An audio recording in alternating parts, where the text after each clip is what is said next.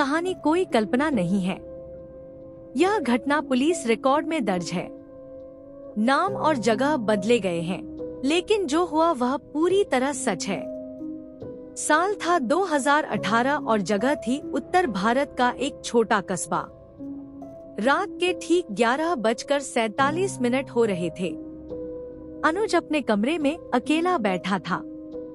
उसके हाथ में मोबाइल था और स्क्रीन बार बार ऑन हो रही थी, लेकिन कॉल किसी और की थी।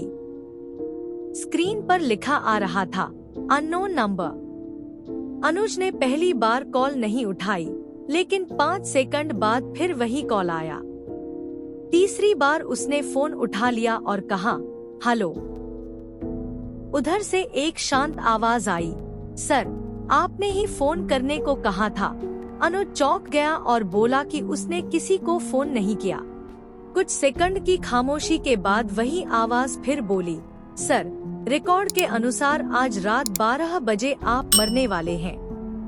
अनुज हंस पड़ा और उसे लगा कि कोई मजाक कर रहा है, इसलिए उसने फोन काट दिया। लेकिन उसी पल उसके फोन पर एक मैसेज आया, आपके घर का पता सही है ना? मैसेज में उसका पूरा पता लिखा था, घर का नंबर, गली का नाम, यहाँ तक कि कमरे की मंजिल भी। अनुज के हाथ कांपने लगे। उसने तुरंत अपने दोस्त रोहित को कॉल किया, लेकिन रोहित ने कहा कि आजकल प्रैंक कॉल बहुत होते हैं और ज्यादा सोचने की जरूरत नहीं।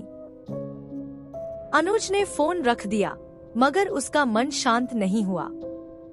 रात 11:58 बजे अचानक बिजली चली गई और पूरा घर अंधेरे में डूब गया। उसी अंधेरे में मोबाइल फिर बजा, वही अननोन नंबर।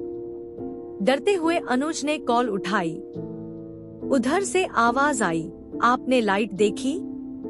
अनुज चिल्लाया कि यह कोई मजाक नहीं है, लेकिन आवाज बहुत शांत थी। उसने कहा, सर, हम कभी मजाक नहीं करते। आपकी मौत का समय ठीक 12:07 है। अनुज का दिल जोर जोर से धड़कने लगा। उसने पूछा कि वह कौन है। जवाब आया, हम वो हैं जो आखिरी कॉल करते हैं, और कॉल कट गई। घड़ी में 12:02 हो चुके थे। अनुज कमरे से बाहर भागा, लेकिन मेन गेट बंद था और कुंडी जाम थी। उसने खिड़की खोली और नीचे देखा। बाहर एक काली गाड़ी खड़ी थी, इंजन चालू था और लाइट बंद थी। तभी मोबाइल फिर बजा। आवाज आई, भागने से कुछ नहीं बदलेगा। अनुज रोने लगा और बोला कि उसने क्या किया है।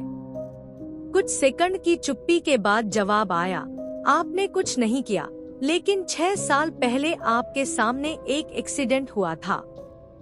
अनुज की आंखें फैल गईं। 6 साल पहले एक सड़क हादसा हुआ था, जिसमें एक आदमी घायल पड़ा था। अनुज वहां मौजूद था, लेकिन डर के मारे उसने मदद नहीं की और चला गया। आवाज बोली, वो आदमी मेरे पिता थे। घड़ी में 12:06 हो चुके थे। अनुज फर्श पर बैठ गया और रोते हुए बोला कि वह माफी चाहता है, लेकिन आवाज आई, बहुत देर हो चुकी है। ठीक उसी पल घर के पीछे से आवाज आई और दरवाजा खुल गया। अगली सुबह अनुज का शव उसी के कमरे में मिला। शरीर पर जबरदस्ती के कोई निशान नहीं थे, कोई हथियार नहीं था और कोई सुसाइड नोट भी नहीं। मोबाइल फोन टेबल पर रखा था, जिसमें आखिरी कॉल रात के 12:07 पर अननोन नंबर से आई थी।